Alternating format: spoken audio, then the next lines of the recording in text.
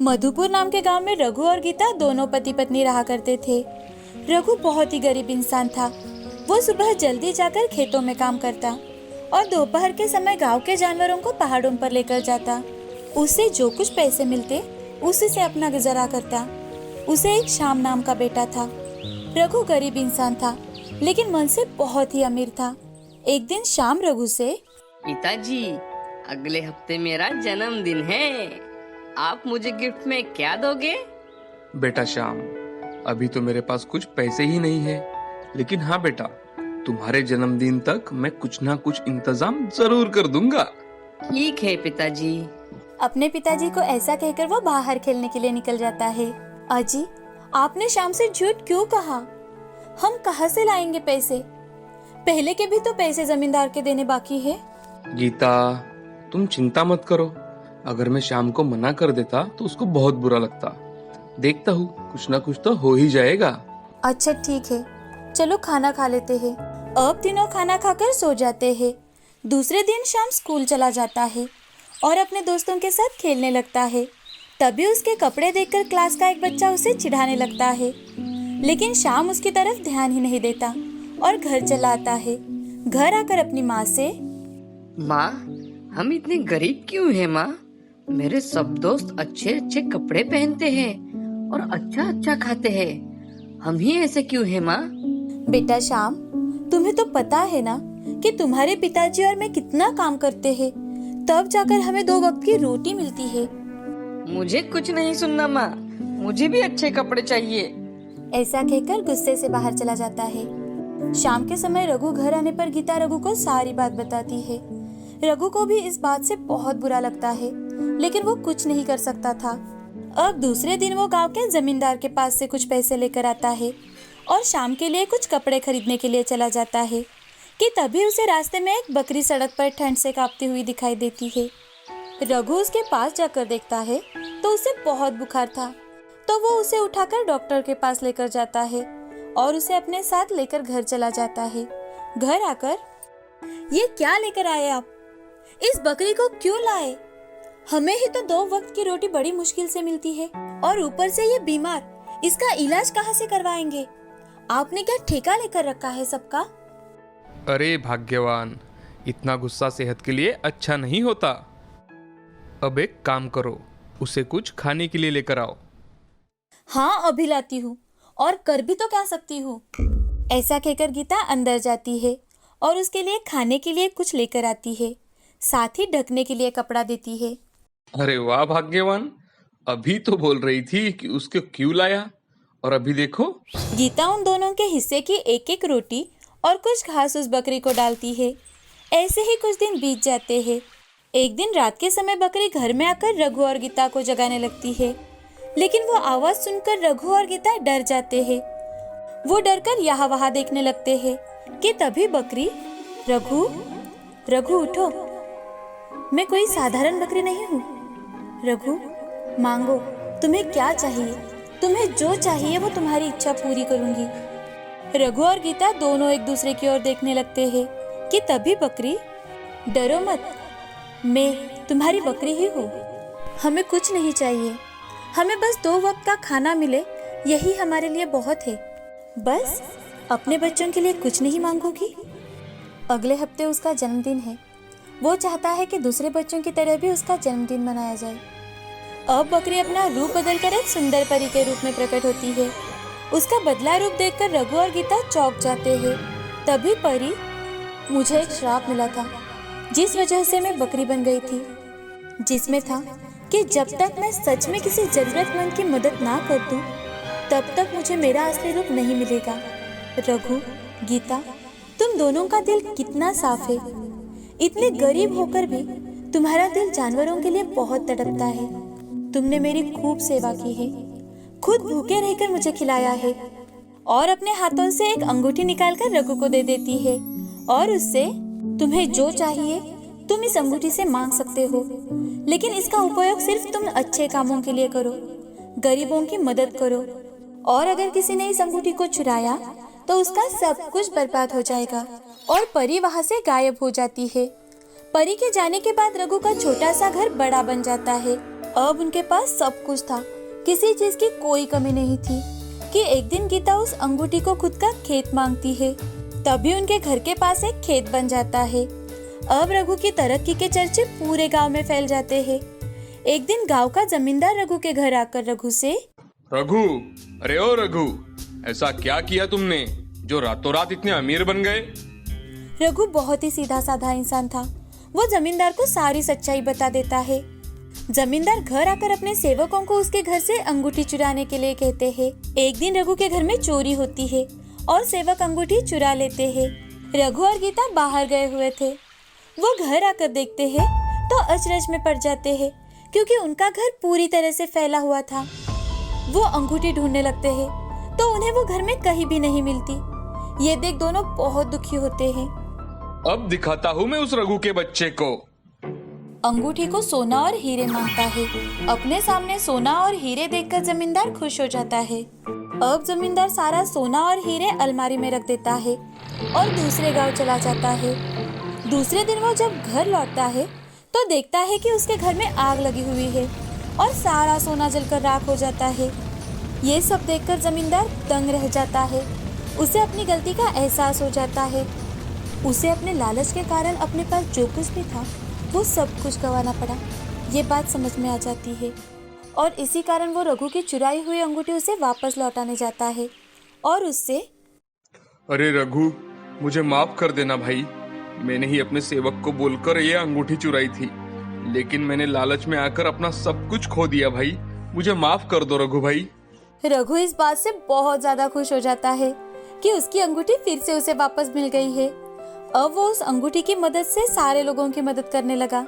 उसने गांव में गरीब बच्चों के लिए स्कूल खोला, एक अनाथालय भी खोला और अपनी पूरी जिंदगी गरीबों की सेवा में समर्पित कर दी।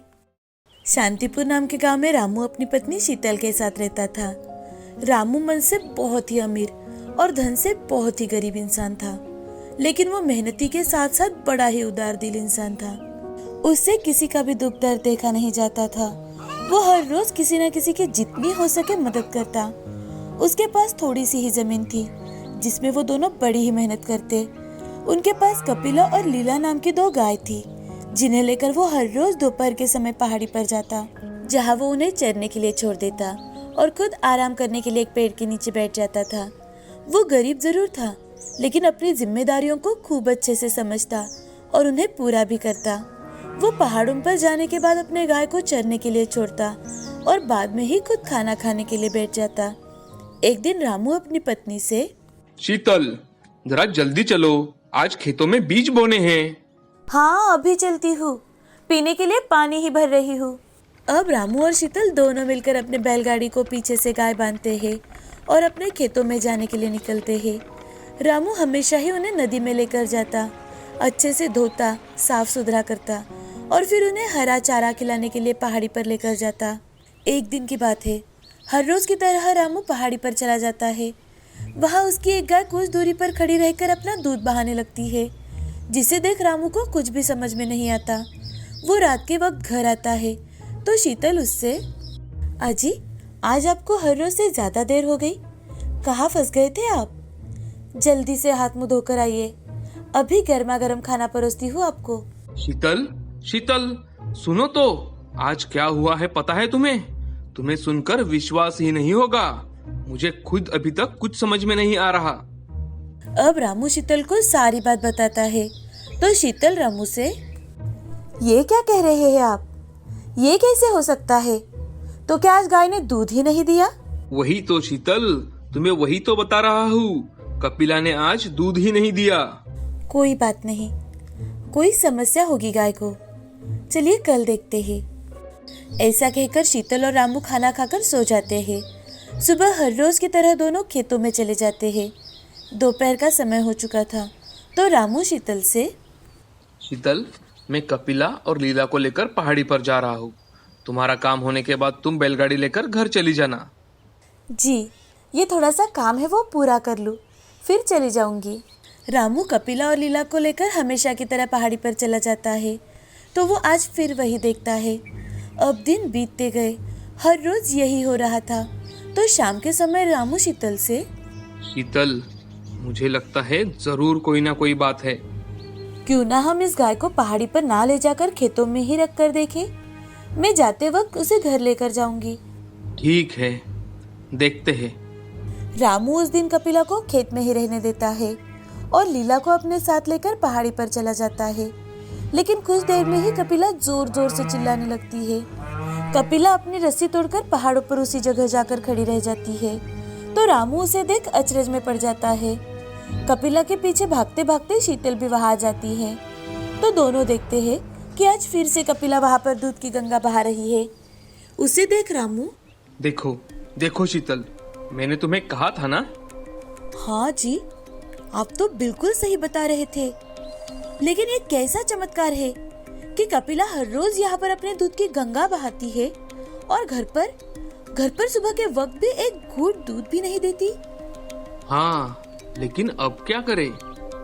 सुनिए जी, मुझे लगता है कि यहाँ पर कुछ तो है जिस कारण कपिला यहाँ पर आकर दूध की गंगा बहाती है। शायद खजाना। खजाना? ये क्या बकवास कर रही हो तुम? ऐसा कभी होता है भला? अरे नहीं नहीं, मैंने ये सुना है कि ऐसा होता है। हम इस जगह को खोद कर देखेंगे कि आखिर माजरा क्या है। रामू और शीतल बातें कर ही रहे थे कि उनकी सारी बातें मोहन नाम के एक चरवाहे ने सुन ली, जो कि एक बहुत ही लालची और घमंडी इंसान था। वो हमेशा ही लोगों को ये जताता कि वो है, इसी कारण उनकी गौ माताएं और भैंस है। तभी शीतल, हम कल सुबह खेत में काम पूरा कर यहाँ आएंगे और देखेंगे कि आखिर माजरा क्या है। ठीक है। अब मोहन मन ही मन, अच्छा हुआ। अब मैं तो रात में ही वहां चला जाऊंगा और खोद के वहां से सारा खजाना निकाल कर लाऊंगा और गांव का सबसे अमीर इंसान बन जाऊंगा। अब मोहन सभी गाय और भैंस को गांव में उनके मालिक के घर छोड़ देता है और फिर से वहीं पर पहाड़ी पर जाकर उसी जगह खोदने लगता है। खोदते खोदते उसे वहां पर सोने और चांदी के बड़े बड़े घड़े दिखाई देते हैं। उसे देख मोहन की आंखें फटी की फटी रह जाती है। वो बहुत ही लालच में आ जाता है और लालच में आकर वो घड़े बाहर निकाले बिना है उसमें से कुछ सोने के सिक्के हाथों में लेता है और जोर जोर से हंसने लगता है कि तभी एक सांप वहां आकर उसे डस कर वहां से चला जाता है और वहां की जमीन फिर से वैसी की वैसी ही हो जाती है। अब दूसरे दिन सुबह जल्दी ही सारे गांव में ये खबर फैल जाती है। तो शीतल, सुनिए जी, हम सोच क्या रहे थे और क्या हो गया? अरे शीतल, अच्छा हुआ कि हमारे वहां जाने से पहले ही हमें असलियत का पता चल गया। अब शीतल और रामू पहाड़ों पर ना जाकर खेतों में चले जाते हैं। वहां पर वो दिन भर काम करते हैं। दोपहर का समय हो चुका था। आज फिर से कपिला गाय अपनी रस्सी तोड़कर वही जाती है। उसके पीछे पीछे रामू और शीतल भी चले जाते हैं। ये देख शीतल और रामू परेशान हो जाते हैं। उन्हें कुछ भी समझ में नहीं आ रहा था, तो रामू अपनी गाय को थपथपाते हुए, कपिला, तुम यहाँ क्यों आती हो? तुम्हें पता है आज सुबह इस जगह पर गांव का चरवाहा मृत अवस्था में मिला है। क्यों परेशान कर रही हो? पहले से ही हमारी जिंदगी में कम परेशानियां नहीं है। हम जो करना चाहते हैं वो नहीं कर पा रहे और तुम हो कि। तभी कपिला अपनी खुरों से उस जगह को खोदने लगती है। तो उसे देख शीतल, मुझे लगता है कि हमें ये यहाँ पर खोदने के लिए कह रही है। शीतल, अब तुम भी बस करो। कि तभी उन्हें एक आवाज सुनाई देती है। रामू और शीतल यहाँ वहाँ देखने लगते हैं। वो घबराए हुए थे क्योंकि मोहन की बार बार उन्हें याद आ रही थी। कि तभी फिर से, रामू, शीतल ठीक कह रही है। यहाँ वहाँ क्या देख रहे हो? मैं तुम्हारी गाय कपिला बोल रही हूँ। आज तक तुमने मेरे साथ साथ कई सारे लोगों का भला किया है, तो मैं तुम्हें कुछ देना चाहती हूँ। अब रामू और शीतल दोनों मिलकर वहाँ पर खोदना शुरू करते हैं। कुछ वक्त खोदने के बाद उन्हें वहाँ पर सोने और चांदी से भरे घड़े दिखाई देते हैं, जिन्हें देख रामू और शीतल अचरज में पड़ जाते हैं और उनकी आंखें फटी की फटी रह जाती है। अब उनकी जिंदगी पूरी तरह से बदल चुकी थी। वो गांव के सबसे अमीर लोग बन चुके थे, लेकिन फिर भी उन्हें बिल्कुल भी घमंड नहीं था। वो गांव में सबकी मदद करते थे। अब उसने कई सारी गाय खरीदी और वो गायों की सेवा भी करता। रामू और शीतल दोनों बड़े ही खुशी खुशी अपनी जिंदगी बिताने लगे। रामपुर नाम के गांव में विमला और कमला नाम की दो बहनें रहा करती थी। बड़ी बहन विमला बहुत ही मेहनती और ईमानदार थी। वही छोटी बहन कमला बड़ी ही आलसी और निकम्मी थी। वो बस दिन भर खाती और सोती थी। बड़ी बहन विमला अपने पति किशन के साथ खेतों में बहुत ही मेहनत करती थी। वो खेतों में सब्जी उगाकर शहर में बेचने जाती थी और अच्छे पैसे कमाती थी। वही छोटी बहन कमला गांव में दूसरों के घर जाकर इधर उधर की बातें करती थी और सारा काम अपने पति से ही करवा लेती थी। खुद बहुत ही कम मेहनत करती थी और मामूली पैसे कमाती थी। उसके इस बर्ताव से उसका पति रमेश भी हमेशा परेशान रहता था। और तो और कमला विमला की संपत्ति से ईर्ष्या भी बहुत करती थी। ऐसे ही दिन बीत रहे थे। एक दिन उनके गांव में एक महान योगी आए। योगी महाराज के आने की खबर सुनते ही कमला और विमला दोनों भी महाराज के दर्शन के लिए मंदिर में गई। दोनों ने खूब मन लगाकर योगी महाराज की सेवा की। उनकी सेवा से प्रसन्न होकर महाराज ने उनसे कहा, बेटी, तुम्हें क्या चाहिए? महाराज, मेरे परिवार में हमेशा सुख शांति बनी रहे, बस इतना ही आशीर्वाद चाहिए आपसे। महाराज, मुझे आशीर्वाद में 3 वरदान चाहिए। कमला ने सोचा महाराज से वरदान पाकर वो विमला से अधिक धनवान बन जाएगी, लेकिन योगी महाराज ने कमला की ईर्ष्या को पहचान लिया था। उन्होंने कमला से कहा, मैं तुम्हें वरदान तो दूंगा, लेकिन याद रहे, तुम जो भी वरदान मांगोगी उससे 2 गुना तुम्हारी देवरानी को मिलेगा। कमला ने योगी महाराज को मनाने की बहुत कोशिश की कि वरदान में जो कुछ भी मिले उसमें सिर्फ उसी का लाभ हो, विमला को कुछ भी ना मिले। लेकिन योगी महाराज के सामने उसकी एक न चल पाई। आखिर कमला को महाराज की बात माननी ही पड़ी। कमला ने घर जाकर सारी बात रमेश को बताई। दूसरे दिन सुबह कमला और रमेश अपना पहला वरदान मांगने मंदिर गए। कमला भगवान की मूर्ति के सामने खड़े होकर, हे भगवान, मुझे सोने से भरा एक घड़ा चाहिए। तभी कमला के सामने सोने से भरा घड़ा प्रकट होता है। कमला और रमेश सोने से भरा घड़ा देखकर बहुत खुश हो जाते हैं और उसे लेकर घर आते हैं। लेकिन दूसरी ओर विमला को सोने से भरे 2 घड़े मिलते हैं। उन्हें देखकर विमला भगवान से, हे भगवान, मुझे तो आपका सिर्फ आशीर्वाद चाहिए। इधर कमला को जैसे ही पता चलता है कि विमला को सोने के 2 घड़े मिले हैं, तो कमला विमला पर ईर्ष्या से तिलमिला जाती है और गुस्से में, अब तू बस देखती जा, मैं तुझे कैसा सबक सिखाती हूँ। मैं तुझे ऐसा सबक सिखाऊंगी कि जिंदगी भर याद रखेगी।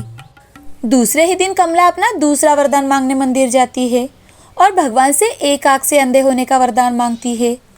इधर कमला एक आंख से अंधी हो जाती है और दूसरी तरफ विमला दोनों आंखों से अंधी हो जाती है।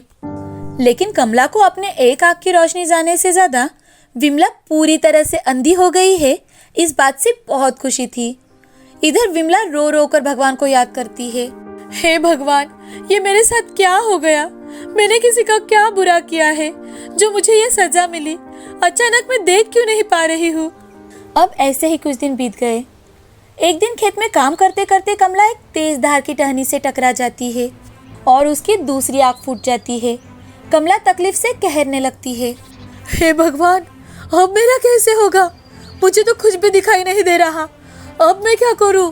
तभी कमला को अपने तीसरे वरदान की याद आती है और वो तुरंत ही अपने पति की सहायता लेकर मंदिर में जाती है और अपना तीसरा वरदान मांगती है, भगवान, मुझे मेरी दोनों आंखें वापस दे दो। कमला, मैं तुम्हें दोनों आंखें नहीं दे सकता, क्योंकि योगी महाराज के वरदान के अनुसार मुझे 2 गुना विमला को देना होगा और मैं विमला को 4 आंखें नहीं दे सकता।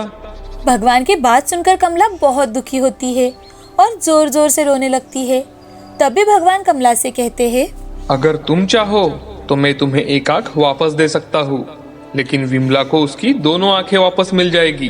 तभी कमला सोचने लगती है कि जिंदगी भर अंधा रहने से अच्छा है कि कम से कम एक आंख से तो देख पाऊंगी। भगवान, आप मुझे एक आंख दे दो। तथास्तु। कमला को एक आंख मिल गई और दूसरी तरफ विमला को अपनी दोनों आंखें वापस मिल गई। हे भगवान, मैं आपका एहसान जिंदगी भर नहीं भुला पाऊंगी। आपका बहुत बहुत धन्यवाद भगवान, बहुत बहुत धन्यवाद। देखा दोस्तों, कमला को अपनी ईर्ष्या की वजह से जिंदगी भर एक आंख से अंधा रहना पड़ा। इसीलिए हमें कभी किसी से ईर्ष्या नहीं करना चाहिए।